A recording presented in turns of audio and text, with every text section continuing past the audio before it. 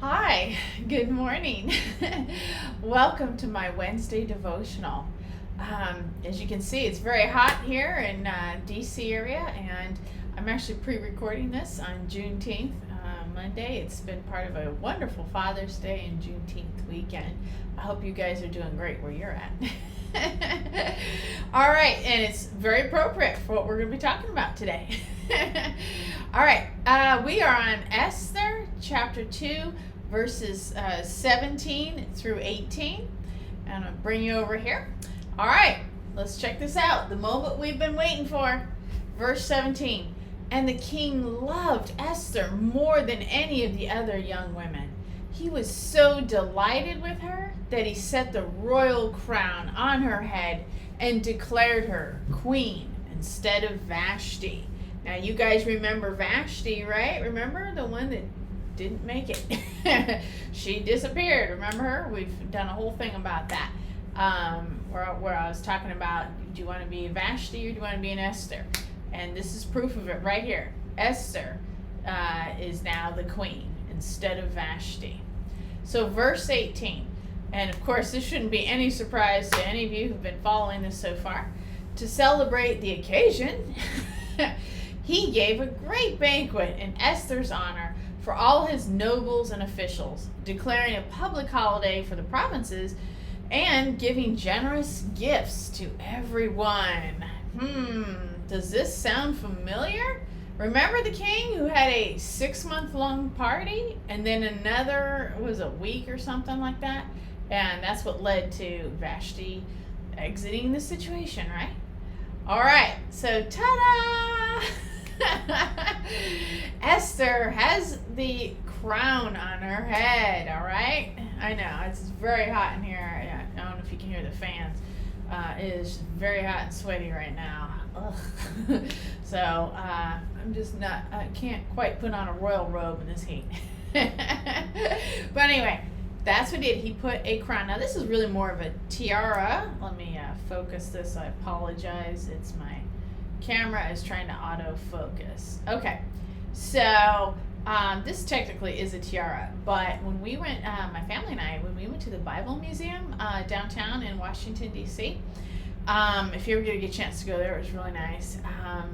They had the crown of Esther, and believe me, it was a lot bigger than, this is just a little tiara. The crown I saw, I'm not kidding, it was humongous. I mean, it wasn't even, I didn't even think it was for a head of a female or even a male. It could have been on a horse. I mean, it was just humongous. So, you know, I don't know if she really wore it or not. I mean, I'm not kidding. It was just like a basketball or something. I don't know. It was huge.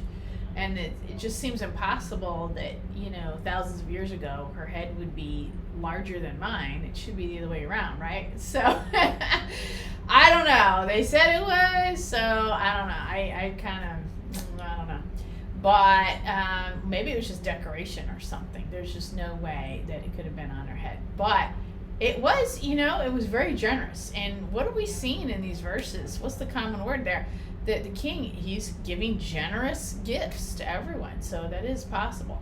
All right, so verse 17, you know, the king loved Esther more than any other the young women. So wouldn't you just want to be in on that scene right there? You know, how did he tell her he loved her? You know, like what happened? What was the defining moment? Was she just quiet? You know, because remember, this guy is very generous, and, you know, well, maybe she just sat quietly and just listened to him. Who knows, you know? I would have loved to have been on that scene. You know, I wish we could have had one of the news crews in there, you know, filming. What happened? What exactly did he say? What did she say? You know, I just love all the dialogue. I want to know how this big romance happened. You know, like I said, maybe she just said nothing. I don't know, you know, but he was delighted. That's another key word. Delighted with her, that he set the royal crown on her head and declared her queen. I mean, how exciting. It's just so romantic. Oh, I just love it.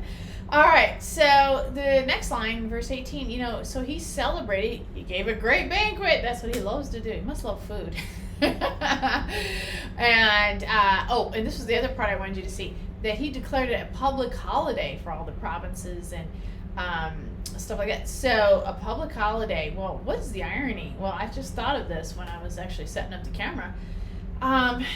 Today happens to be Juneteenth that, I'm filming this at, and I thought, and that's about the freeing of the last of the slaves that happened to be out in Texas.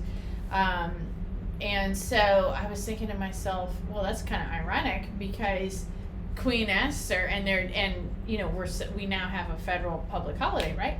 Well, how interesting how history repeats itself.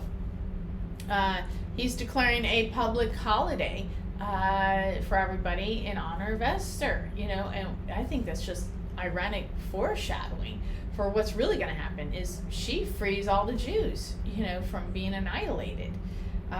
So I know I'm kind of telling the story a little bit ahead, but for those of you who've already read the story of Esther, you know what's going to happen anyway.